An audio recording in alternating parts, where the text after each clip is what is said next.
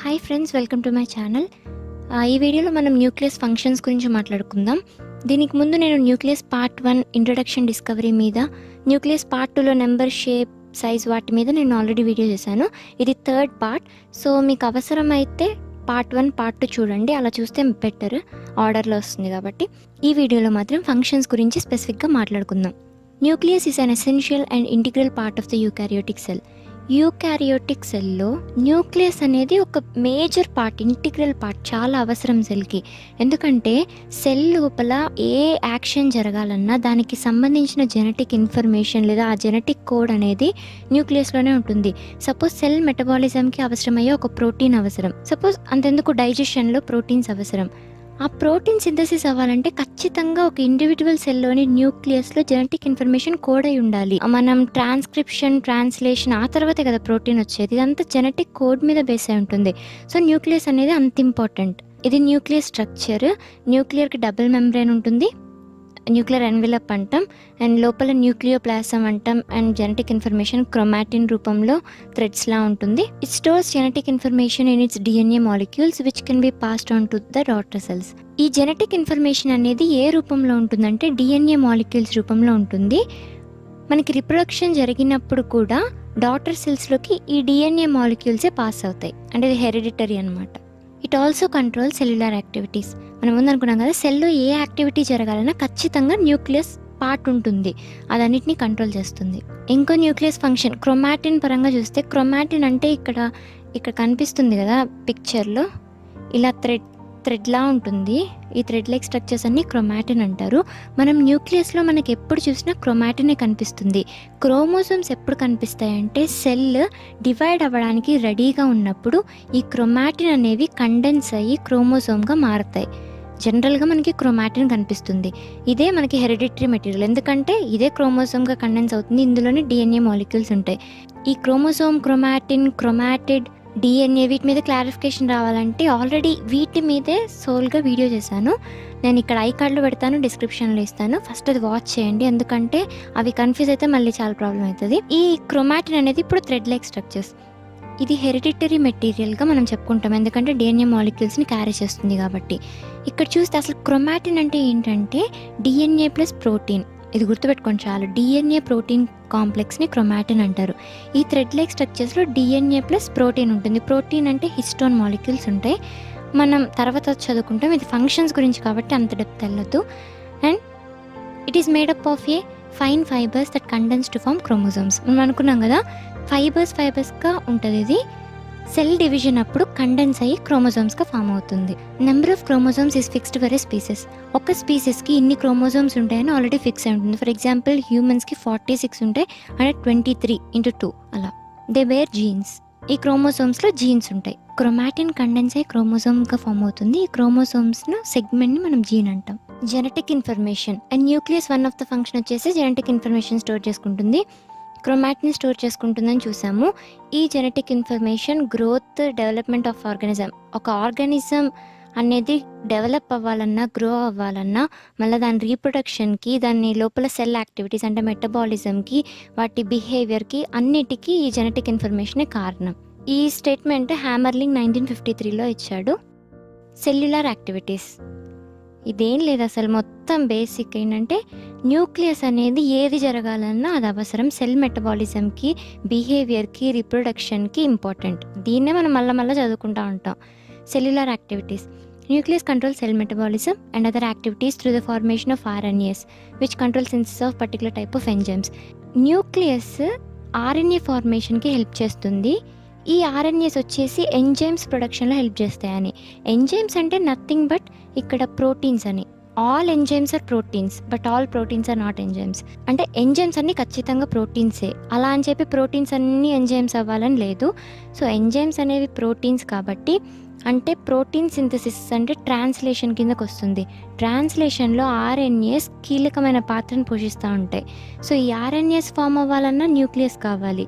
So cell మెటబాలిజంకి టోటల్గా nucleus help చేస్తుంది. And ribosomes.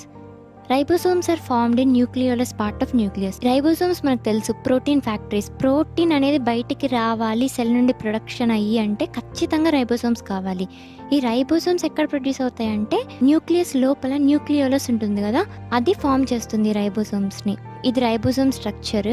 ఈ మధ్యలో బ్లూ కలర్లోది ఎంఆర్ఎన్ఏ అండ్ పైన ఒక లార్జ్ సబ్ యూనిట్ అండ్ కింద స్మాల్ సబ్ యూనిట్. ఈ 2 సబ్ యూనిట్స్ని మనం రైబోసోమ్ అంటాం. ఇలా స్పేస్ ఉంటుంది, మధ్యలో ఇలా ఫన్నెల్ లాగా స్పేస్ ఉంటుంది ఎంఆర్ఎన్ఏ ఎంటర్ అవ్వడానికి. సో ఇది రైబోసోమ్. వేరియేషన్స్, న్యూక్లియస్ వేరియేషన్స్లో కూడా హెల్ప్ చేస్తుంది. ఎలా అంటే జెనెటిక్ మెటీరియల్ న్యూక్లియస్ లోపల ఉంటుంది కదా, అది నెక్స్ట్ జనరేషన్స్కి పాస్ అయినప్పుడు మేల్ ఫీమేల్ జెనెటిక్ ఇన్ఫర్మేషన్ అనేది అక్కడ జైగోట్లా ఫామ్ అయినప్పుడు అక్కడ వేరియేషన్స్ వచ్చే ఛాన్సెస్ ఉంటాయి. సెల్ డిఫరెన్షియేషన్లో కూడా న్యూక్లియస్ మేజర్ పార్ట్ చేస్తుంది. మనం ఫస్ట్ ఎంబ్రియాలజీలో అంటే ఎంబ్రియానిక్ డెవలప్మెంట్లో చూస్తే మనకి స్టార్టింగ్ స్టెమ్ సెల్స్ ఉంటాయి. మన బాడీలో స్టెమ్ సెల్స్ ఉంటాయి. ఈ స్టెమ్ సెల్స్ అనేవి డిఫరెన్షియేషన్ అయ్యి కొన్ని ఇంటెస్టైనల్ సెల్స్గా, కొన్ని మజిల్ సెల్స్గా, కొన్ని బ్లడ్ సెల్స్గా, కొన్ని నర్వ్ సెల్స్గా, కొన్ని కార్డియాక్ సెల్స్ అంటే నథింగ్ బట్ మజిల్స్, అండ్ కొన్ని లివర్ సెల్స్గా, ఇలా డిఫరెంట్ టైప్స్ ఆఫ్ సెల్స్గా స్టెమ్ సెల్స్ మారుతాయి అన్నమాట. It direct cell differentiation by allowing certain particular sets of genes to operate. ఇలా డిఫరెన్సియేషన్ జరగాలన్నా కానీ న్యూక్లియస్సే కొన్ని సెట్స్ ఆఫ్ జీన్స్ని ఆపరేట్ చేసి హెల్ప్ చేస్తుంది డిఫరెన్షియేషన్లో. And cell growth and maintenance. ఇక్కడ చూస్తే మనం ఫస్ట్ డిఎన్ఏ ఉంది కదా, ఈ డిఎన్ఏ అనేది ఆర్ఎన్ఏగా కన్వర్ట్ అవ్వడాన్ని మనం ట్రాన్స్క్రిప్షన్ అంటాం ఇక్కడ. అండ్ ఆర్ఎన్ఏ ప్రోటీన్గా కన్వర్ట్ అవ్వడాన్ని ట్రాన్స్లేషన్ అంటాం. ఆర్ఎన్ఏ ఇక్కడ ప్రోటీన్గా కన్వర్ట్ అయింది, దీన్ని మనం ఈ ప్రాసెస్ని మనం ట్రాన్స్లేషన్ అన్నాం. అండ్ డిఎన్ఏ నుండి కొత్త డిఎన్ఏ వస్తే దాన్ని మనం రెప్లికేషన్ అంటాం. ఈ 3 ప్రాసెసెస్ సెల్ గ్రోత్ అండ్ మెయింటెనెన్స్కి పక్కా, ఎందుకంటే ప్రోటీన్స్ రావాలి ఖచ్చితంగా, రాకపోతే చాలా కష్టం. సో అండ్ డిఎన్ఏ అవసరం. సో ఈ ప్రాసెస్ అన్ని మెయింటెనెన్స్కి అవసరం. ఇవన్నీ న్యూక్లియస్ ఉంటేనే జరుగుతాయి, న్యూక్లియస్లో జెనెటిక్ ఇన్ఫర్మేషన్ వల్లనే జరుగుతాయి. Cell replication of nucleus is essential for cell replication. ఒక సెల్కి ఒక్కటే న్యూక్లియస్ ఉంటుంది. ఆ సెల్ డివైడ్ అవ్వాలనుకున్నప్పుడు సైటోప్లాజం ఈజీగా డివైడ్ అయ్యి 2 పార్ట్స్ అయిపోవచ్చు, బట్ న్యూక్లియస్ ఒక్కటే ఉంటే ఎట్లా? సో అది కూడా ఖచ్చితంగా డివైడ్ అయ్యి ఒక్కొక్క సెల్లోకి ఒక్కొక్కటిగా వెళ్ళాలి. సెల్ రెప్లికేషన్ అంటే సెల్ డివైడ్ అవ్వాలంటే ఖచ్చితంగా న్యూక్లియస్ రెప్లికేషన్ అనేది అవసరం. ఇది డిఎన్ఏ రెప్లికేషన్. మనం డిఎన్ఏ రెప్లికేషన్ చదువుకునేటప్పుడు మాలిక్యులర్ బయాలజీలో డీప్గా చూస్తాం. ఇది ఒక డిఎన్ఏ 2 స్ట్రాండ్స్ ఉంటాయి కదా, ఇక్కడ చాలా ప్రాసెస్ ఉంటుంది. ఎంజైమ్స్ యాక్ట్ అయ్యి హెలికేస్ వచ్చి అన్వైండ్ చేస్తుంది. అప్పుడు ఇలా 2గా సపరేట్ అయిపోయి అప్పుడు మళ్ళీ ఇంకొక స్ట్రాండ్ అనేది ఫామ్ చేస్తూ ఉంటాయి న్యూక్లియోటైడ్స్. మనం ప్రైమర్స్ యూస్ చేస్తాం ఇక్కడ. ఈ ప్రాసెస్ అంతా మనకి మాలిక్యులర్ బయాలజీ వీడియోస్ అప్లోడ్ చేసేటప్పుడు అప్లోడ్ చేస్తాను. అండ్ ఇప్పుడు న్యూక్లియస్ అల్ట్రా స్ట్రక్చర్ చూద్దాం. ఇప్పుడు దాకా బేసిక్గా ఫస్ట్ వీడియోలో ఇంట్రొడక్షన్ డిస్కవరీ చూసాం, సెకండ్ వీడియోలో నెంబర్, షేప్, సైజ్ చూసాం, అండ్ ఇప్పుడు దాకా ఫంక్షన్స్ చూసాం. ఇప్పుడు అసలైన స్ట్రక్చర్ మనం చూద్దాం. అల్ట్రా స్ట్రక్చర్లో ఏ పార్ట్స్ కనిపిస్తాయి మనకు అనేది. The nano structure of a biological specimen that can be viewed with ultra microscopy or electron microscopy. ఒక బయలాజికల్ స్పెసిమెన్, అది ఏదైనా కావచ్చు, న్యూక్లియస్ అయినా, సెల్ అయినా, అది ఇంకేదైనా కానీ అదొక బయలాజికల్ స్పెసిమెన్ అయితే దాన్ని మనం నానోగా చూడాలి, చాలా దగ్గరగా జూమ్ చేసి చూడాలి అంటే అది అల్ట్రా మైక్రోస్కోపీ లేదా ఎలక్ట్రాన్ మైక్రోస్కోపీతోనే సాధ్యమవుతుంది. మనం జనరల్గా మైక్రోస్కోప్ చూడలేం, కాంపౌండ్ మైక్రోస్కోప్తో. ఇలా ఎలక్ట్రాన్ మైక్రోస్కోప్ వచ్చాకే చాలా స్ట్రక్చర్స్ని మనం మోర్ డీప్గా అబ్జర్వ్ చేయగలిగాం. A typical interphase nucleus is 5 to 25 micrometers in diameter. Cell డివిజన్లో ఇంటర్ఫేస్ అంటే నాన్ డివైడింగ్ ఫేస్, అక్కడ సెల్ డివైడ్ అవ్వదు. అంటే ఒక స్టేబుల్ స్టేజ్లో న్యూక్లియస్ అనేది 5 నుండి 25 మైక్రోమీటర్ వరకు డయామీటర్ ఉంటుంది. ఇది ఇంటర్ఫేస్ న్యూక్లియస్, ఇలా కనిపిస్తుంది. Nucleus is differentiated into 5 parts. ఈ న్యూక్లియస్ స్పెసిమెన్ని మనం మైక్రోస్కోపీలో, ఎలక్ట్రాన్ మైక్రోస్కోపీలో అబ్జర్వ్ చేసినప్పుడు మనకు అది 5 పార్ట్స్గా డిఫరెన్షియేట్ అవుతుంది. ఆ 5 పార్ట్స్ ఇవి: న్యూక్లియర్ ఎన్వెలప్. మనం నెక్స్ట్ వీడియోలో ఒక్కొక్క దాని గురించి ఇంకా తెలుసుకుందాం. న్యూక్లియర్ ఎన్వెలప్ అంటే కవరింగ్, దీన్ని మనం క్యారియోథీకా అని కూడా అంటాం. అండ్ న్యూక్లియోప్లాజం, సెల్ లోపల సైటోప్లాజం ఫ్లూయిడ్ ఎలానో న్యూక్లియస్ లోపల ఉన్నదాన్ని మనం న్యూక్లియోప్లాజం అంటాం.